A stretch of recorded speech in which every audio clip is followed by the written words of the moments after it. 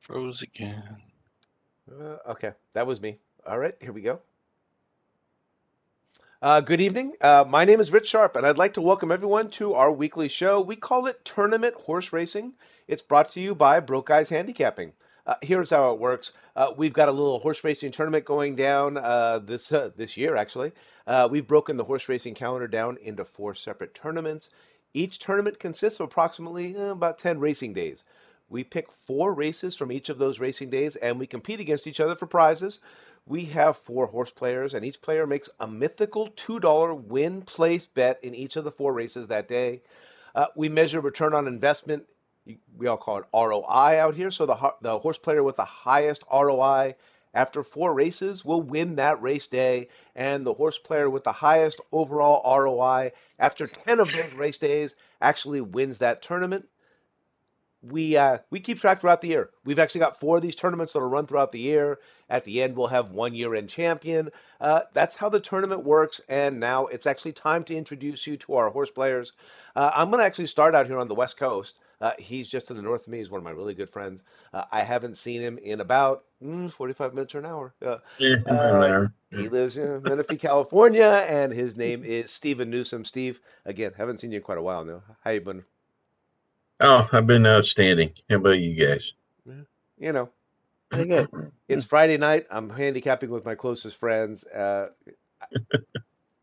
I don't know that life could be any better for me at this moment in time. So, I wanted to talk to my next horse player. He's a little bit to the south of me and Steve, and his name is Joe English. He lives out here in Temecula, California. Joe, how are you doing?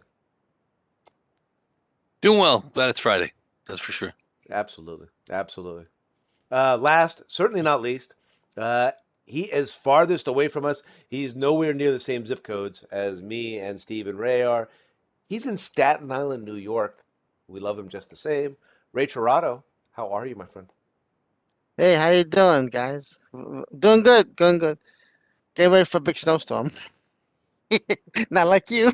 Yeah, getting ready for a big snowstorm. No kidding. Huh? Oh yeah, yeah, yeah. Here we go. Doing good. All right.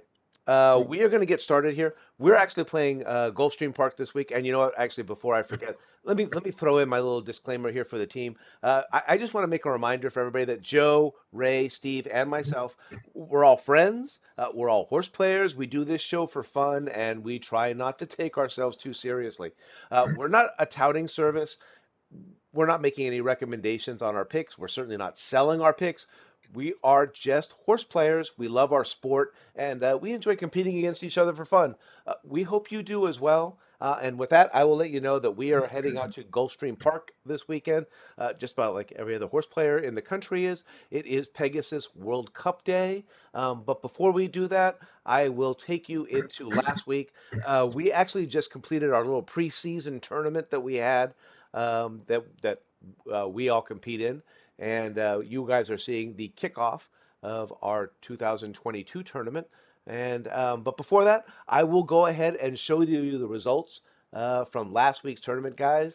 And of course, I'm going to be proud because I did manage to nose out Ray and win that tournament last week. That's where you see the one is down there on the bottom. I had $9.40. And speaking of getting nosed out, though, was me and Joe in that last race. We had a horse named Epicenter, and he got beat by about a 30-1 shot there in the Lecomte Stakes. I can't recall the name of that horse. Joe, do you remember the name of the horse? Or Ray? Steve?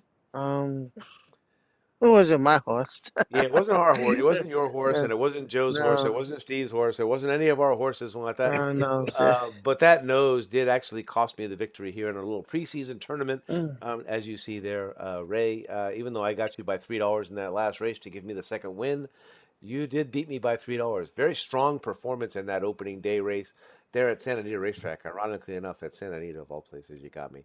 Oh, So I Ray, held on. Oh, yeah, Ray wonderful. held on by about $3. Again, had Epicenter managed to nose out that 30-1 shot, I'm pretty sure I would have caught you.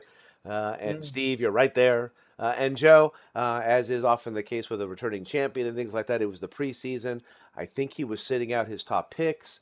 They went to Vegas at one point during the preseason. I don't think he really took it all that seriously. So here we are to opening day, though. Practice. Of yeah, exactly. He was practicing. Mm. It was practice. But we are here on opening day of our prep season. Again, we're at Gulfstream Park for the Pegasus World Cup Invitational, and you guys are all along with us here. And so, with that, we will go ahead and move along to our racing card. And let me go ahead and bring up race number 9. Before we get started with that, Ray, you're going to get to go first on this one, but leading it off with you, I would like to ask, Ray, this is championship weekend for the NFL. We've got 2 championship games. We've got the Bengals and the Chiefs going in the AFC. We have the Rams and the 49ers going over here in the NFC. I wanted to ask, what are your thoughts on these 2 games? Who do you like? Well, I like the Chiefs to beat the Bengals. It's gonna be a very close game. And could be overtime. And I like the Rams over the 49ers. It'd be nice for them to go, to the Super Bowl, beat a home team. It'd be a nice, good game. So Chiefs and Rams, either way, it's gonna be 2 great games. Nice, nice. All right, here we go, folks. Race number 9 at Gulfstream Park. They're going a mile and a 16th on the turf. It is the Pegasus World Cup Filly and Mare Turf Invitational. It is presented by Pepsi. I'm sorry, my screen's getting a little bit blurry there, but it's presented by Pepsi. It's a grade 3. The purse is $500,000 for fillies and mares, 4-year-olds and upward. And your morning line favorite is right there in post number 4. It is Regal Glory, trained by Chad Brown and ridden by Jose Ortiz, and she is 2-1 there on the Gulfstream Park morning line. Ray, kick us off. Who do you like? Well, this race seems to have a lot of speed. You have a couple of sprinters stretching out, Wakanaka, Regal Glory got speed, and other horses got speed. So I chose a horse on the rail, Sweet Millennia, who has some speed, but I think he's going to use probably the speed to save ground and maybe get a pocket trip, I'm hoping. Louis Saez, once again, lead rider Gulfstream, this again, 25%. Fletcher is just sizzling there, 42% for the meet. Mm. He seems to win everything out, down there. So they're a hot combination. I'm just hoping Regal Glory, who's a very good horse, and just maybe I might need a race off the layoff, and hopefully that Sweet Millennium can save ground and get a good trip and not get blocked. Maybe have to go wide a little bit, backstretch. But whatever size does, he'll try and find room and try and get her home.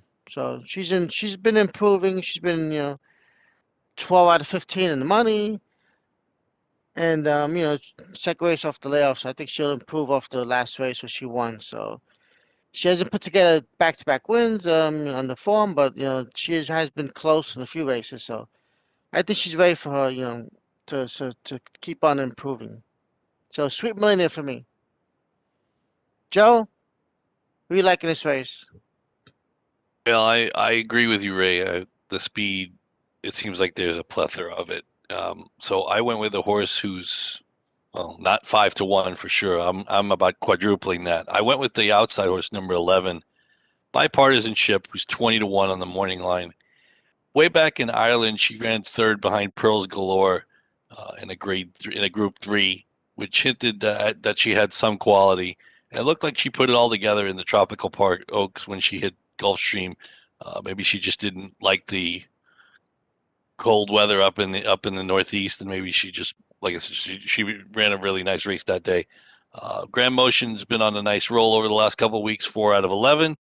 And like Ray said, the race seems to have a lot of speed. And it seems like there are going to be like 8 or 9 horses within the first 4 or 5 lengths of the lead, and I'm just hoping she can work out a trip and maybe loop the field. And again, at 20-1, all it takes is one of those, and even if the horse runs second, you'll get a decent price there. So I went with the 11 Bipartisanship. Rich? Let's see here. I like both those horses, as a matter of fact, and I really like the one a lot. I was torn between the one and the horse that I actually initially ended up on. Surprisingly enough, I've actually had a couple of Junior Alvarado horses today, but I ended up on Lady Spitespear, trained by Roger Alfeld, and you've got Junior Alvarado aboard. Not necessarily a magic combination. They don't even have really any numbers together.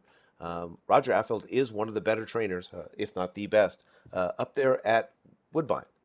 And the horse is 4 for 5 in her life. She's had just that one defeat. It was there in the Tropical Oaks, uh, there at Gulfstream Park. However, if you look here, really had a difficult time. Looks like she got a little confused and actually jumped tracks there and then drifted out and in coming down the stretch. I'd actually like to see that race to see what happened. Did not take a look at it, but before that, she was perfect, including a win in the very prominent. That's the Natalma, the Grade One, and she finished one also another Grade Two that was up there on the synthetic. I thought the horse winning as much as she has and showing what she does, and I'm getting 8 to 1 in this one, so not quite as far off the reservation as Joe is, but I do have a little bit of a price here in the first race, as does Ray. So I went 8 to 1. And Steve, that's going to leave it to you hitting cleanup in the opening race. All right, yeah. So I'm not on any horses you guys are, so that's I got that going for me. Going with the 8, Summer Saratoga. Why? I don't remember. It was last couple of races. We'll keep it short and sweet.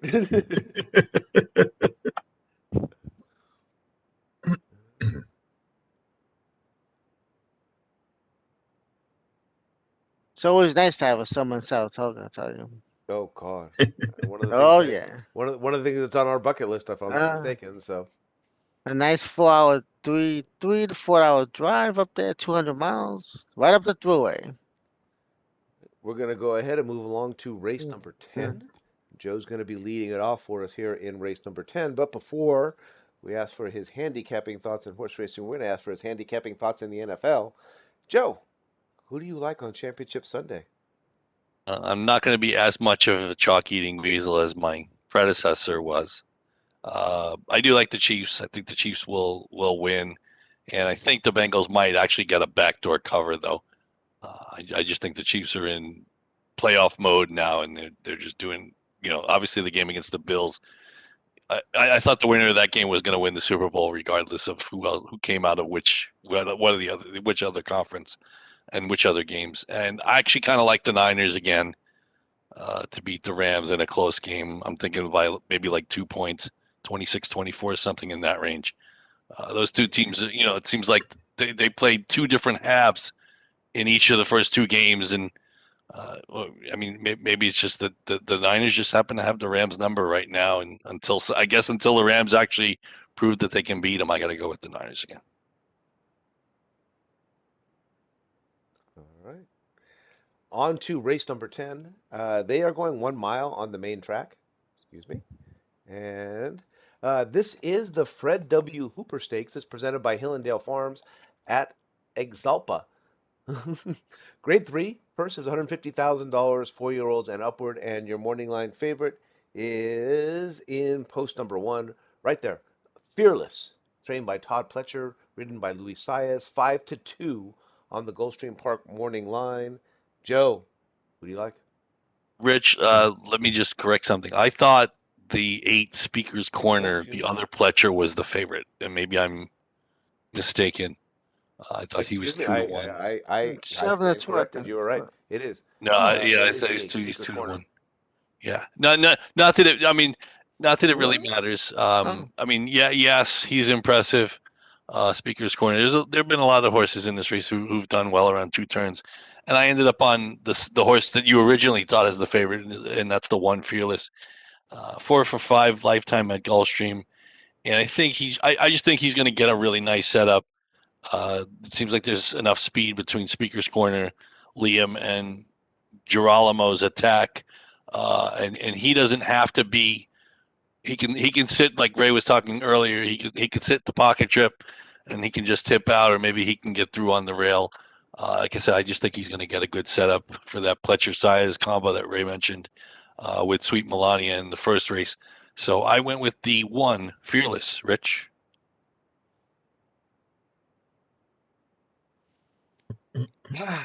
Well, I guess I was probably just showing my hand at who it is I like. You know what? I'm going to go ahead and switch it up here so that I'm not onto the same horse as you are because I actually was on Fearless as well. I guess I will switch it over and go to Speaker's Corner. This is the Godolphin Homebred, trained by William Mott. And again, I guess this is why I mentioned Junior Alvarado earlier. I was kind of vacillating between these two horses. Didn't want to split my Pletchers. And the horse has a big speed figure back, two back at Belmont. Unfortunately, these are not huge races. There's six horses in one race and just five in another up there, as you see there. And the Discovery Stakes was the last race. The horse did finish second in that one. I do always like that failed as favorite angle, and the horse has not raced here in a couple of months. You see, Wilmot has good numbers on all of those occasions with that. Again, I'm not normally a big Junior Alvarado better as far as that's concerned. I do think he's a very good rider, but I believe in this horse as well. And I was really torn between the 8 and the 1, so I'll go ahead and go to the 8 on this particular one, and I'll take Speaker's Corner. All right. Who's You that? know what? That's I me. apologize, and I will go ahead and hand it off to Steve. Yeah, you can leave it right there. I'm on Speaker's Corner too. I mean, I had three or four horses written down here, but I was torn between the 1 and the 8 also. But I settled on the 8 too. Ray, you're going to close us out here in the Fred Hooper. What do you like? I must have last year's form. I had 7-2 in morning lines, and that's why I picked them. But you know what? I'm gonna stay with him. Speaker's Corner. He had a nice race, his 4-year-old debut. You know, his works look like he's gonna fire today. His only bad race was the PA Derby, and he ran into some Some, horses you might know of, yeah. named Hot Rod Charlie, Midnight Bourbon, American Revolution. So he finished fourth. Um, he'll probably stalk, see how the race develops, and pounce from the quarter pole. And Alvarado's having a good meet anyway, so um, you know, so I'll stick with him. Although 2-1, I would rather like to have 7-2, but Yeah, I was going to say, we um, didn't get a whole lot of diversity in this race either, so And you ain't getting 7-2, that's for sure. yeah, no. not a horse with those pigs. But But you know, in these tournaments, they're so close. oh yeah, oh yeah, Any little cents, dollars is helpful. So yeah. that's Don't rub it in. Man. I lost this last one by $3. All right. We are on to race number 11. And before we go ahead and get to race number 11, we'll go ahead and bring up the next handicapper for this weekend. That one's going to be me. And it's my turn and like that. I'm not sure if everybody's been able to see this and things like that, but this shouldn't come as much of a surprise. I am a chalk eating weasel, and I do believe in Patrick Magic Mahomes. So I most certainly have KC taking down Cincinnati at home. That home field advantage to me. It looks like it'll be a good game. Let's not forget that Cincinnati beat Kansas City just a few weeks ago. I saw it with a few of my friends. We watched it very carefully, and it was an impressive victory for the Bengals. But I just see that Kansas City, with their experience there in the playoffs and home field advantage in this game, probably just a little bit too much for the Bengals. And as far as the second game, I believe the Rams are ready to go ahead and end that six-game losing streak against the 49ers. It has nothing to do with the fact that I'm wearing classic Eric Dickerson jersey. But I do believe they're going to go ahead and win this game. They're on their home field, even though it sounds like from the numbers that are coming in, things like that, it's not going to sound like the Rams' home field at all. It's going to sound like the 49ers' home field. So I will go ahead and get us kicked off here. We are in race number 11. It is going 1.125 miles on the turf. This is the Pegasus World Cup Turf Invitational Stakes. It is presented by Baccarat. Grade 1. Purse is $1 million for 4-year-olds only. And your morning line favorite is out in post number 6. He is trained by Todd Pletcher. He is ridden by Irad Ortiz. He is the defending champion in this race. It's Colonel Liam, and he's 3-1 on the Gulfstream Park morning line. And I guess because I was mentioning the fact that I am a chalk eating weasel, I won't even go very far. I won't even go up or down and things like that. I actually have been a fanboy of this horse for a little while. He did win 4 in a row last year in 2021 before kind of coughing it up there in the Manhattan Stakes. And he's coming back off a layoff. Again, Todd Pletcher has very good numbers with that. Him and Irad are not quite as good as him and Luis Saez, but they're not a bad combination. They were 25% together. And I love me some Irad Ortiz. The horse, they're going 1.125 miles. Last year they went 1.316 miles, so they actually went a little bit longer. And the horse is 2 for 2 at this distance. He's 2 for 2 at Gulfstream Park. He's 5 for 7 on the turf, which shouldn't be surprising because the horse is actually 6 for 9 in his life. And I like everything about Colonel Liam. And even though he's going to be a short price, again, as Ray mentioned a little bit earlier, our tournaments have a tendency to come down to just a couple of bucks, whether it's preseason or not. And I'm not going to go ahead and let go of one of the horses who I actually fanboy for. I'm on the number 6. I'm going to go ahead and hand that off to Mr. Newsom. All right. You know what? I was on the 6, Rich, but I'm changing this one this time. I'm going to go with the 9. That way we don't have so much parity. There we go. Field But pass. yeah, I'll go with that. Roberto Rispoli and Mike Maker.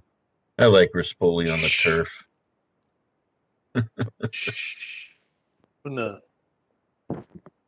So before we hand this over to, we are going to go ahead and pass this over to Ray. But Ray, before I pass this over to you, and especially for Joe and for Ray and things like that, as I look in this race and I see some of the names that are in this race, I see horses like Cross Border, who's now 8 years old, and Channel Cat, who's now 7 years old. Even Field Pass is actually 5 and things like that. Sacred Life is 7 years old. It makes me wonder, and I just can't help but look at this and be like, how old are we? We're starting to get up there, you guys, because we've handicapped these horses since some of them were on the Derby Trail or things like that. And when I saw that Cross Border was 8, I was like, really? No. Ray, over to you. Who do you like It, it in would the? be like telling war stories. I saw Right, this exactly, horse exactly. 7 years ago. We Yeah. handicapped, and this horse beat me by a nose. hmm On this show, Which they talking did. I about think Channel Cat beat me. I think Crossboard. I might have had Crossboard one time, but um. Anyways, tough race. Colonel Liam come off the layoff. Could be vulnerable. How I see it. I like Sacred Life. Number 8. Chad Brown, Jose Ortiz, Michael Dopes is a big time owner, likes to win these races. He likes to win anyway. But I think the post 8 suits him. This race has enough speed. He can stalk and maybe make a late run. And he was fourth last year, 12-1, so he's back for another try.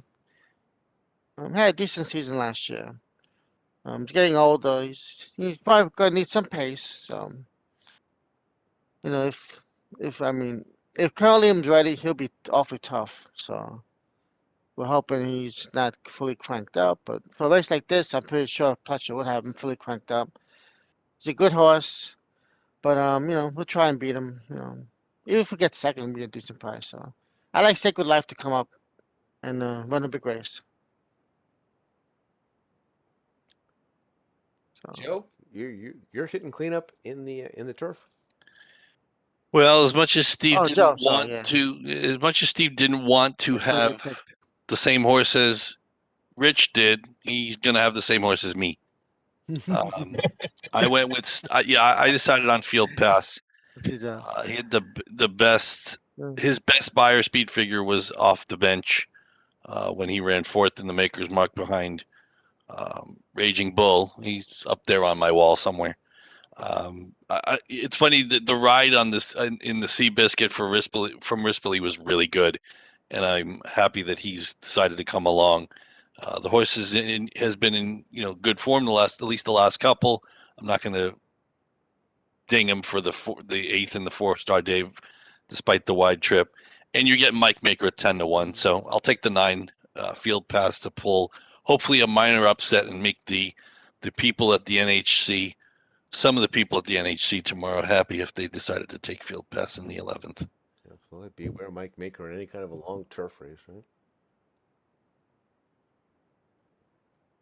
Move along here. Here. Showing the race.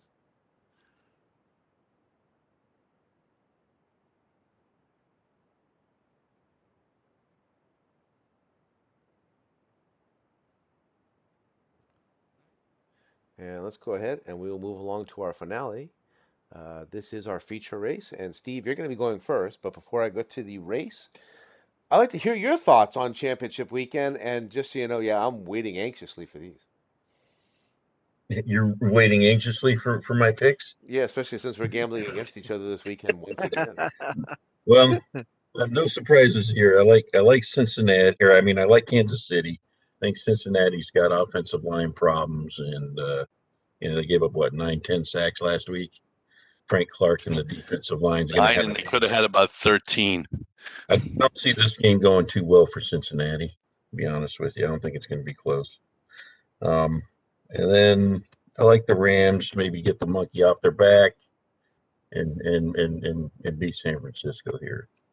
So then you have a rematch in the Super Bowl of Monday that night great game. game. Yeah, a couple of years ago. Last year before last. It was about Yeah, it actually it was was. 2018. Yeah, it Oh, was was. it? I Oh, remember. I geez. remember. God, was it I that was long in ago? Vegas for it. It Yeah. was. Oh, That was Yeah. the 54-51 whatever. game. That was a Yeah. great game. Yeah, that was. Well, unless you played defense. Well, I like defense too. It's one of the great Monday night games, if not the great one of all time. So, all right, here we go. On to race number 12. This is the feature. This is the big one. Going a mile and an eighth on the main track. It is the Pegasus World Cup Invitational Stakes. It's presented by First Bet. The Grade 1 purse is $3 million for 4-year-olds and upward. Your morning line favorite, just look at it right there. He's right there in post number 1. It's Knicks Go, trained by Brad Cox and ridden by Joel Rosario.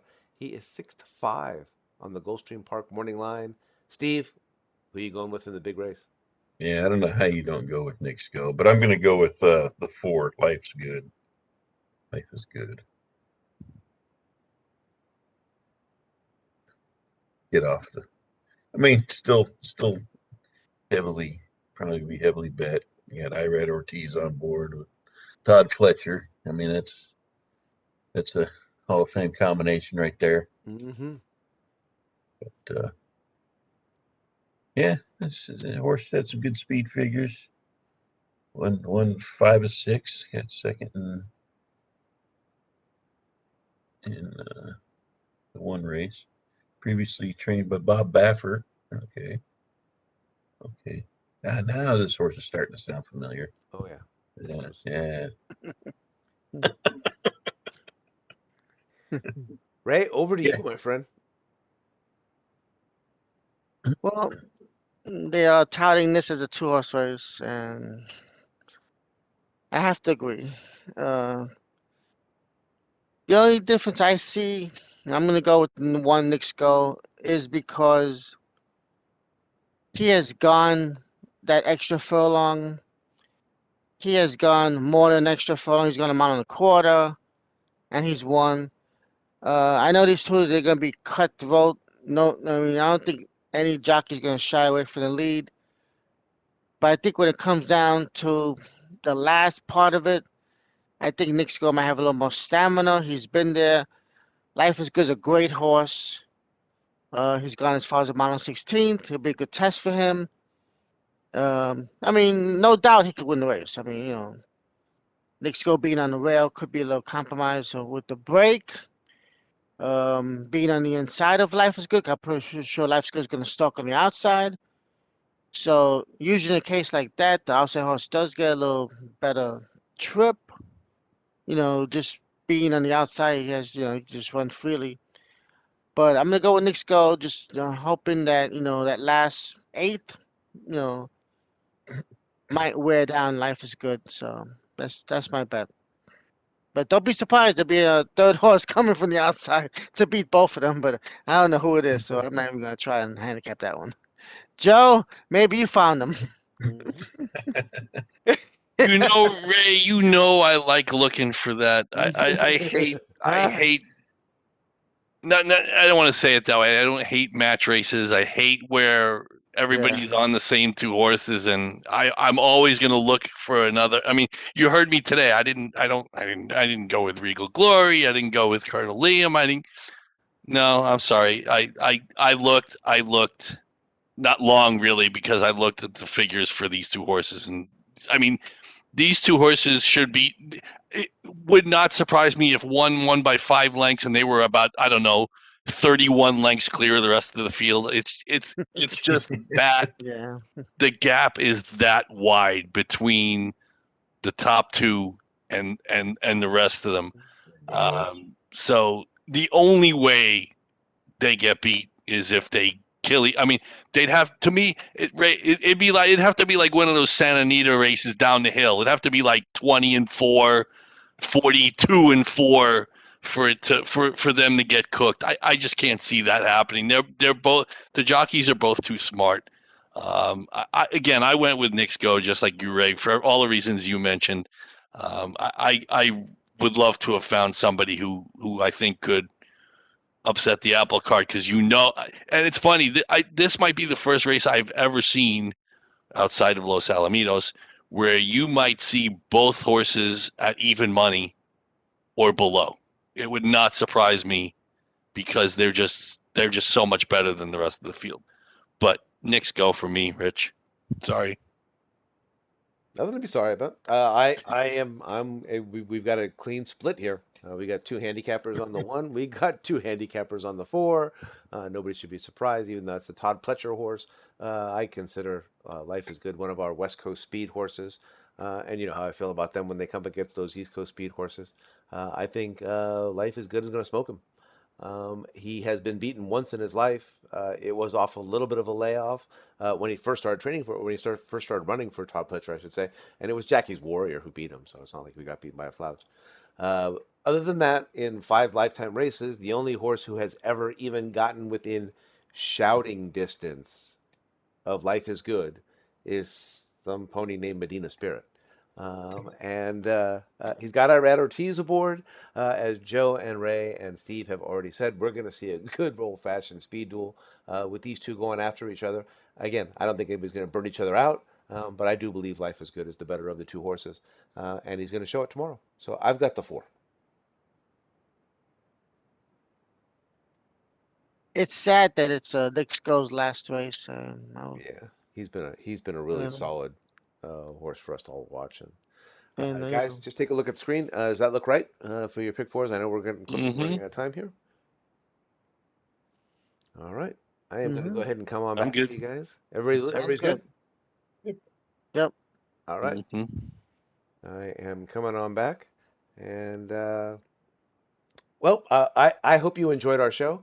Again, a little bit of football thrown in there for Championship Sunday. I hope everybody can see this. But yeah, go Rams. I'm really looking forward to these games this particular weekend. As I like to say each and every single week, you guys, it's always a pleasure to handicap with all of you. Yes, it is always. Always. hmm For Stephen Newsom, for Joe English, and for Ray Torado, I'm Rich Sharp. Thank you for watching our show. We call it Tournament Horse Racing. It's presented by Broke Guys Handicapping. Everybody, I hope all your bets this weekend are winning ones. Take care. Good night, everybody. All right.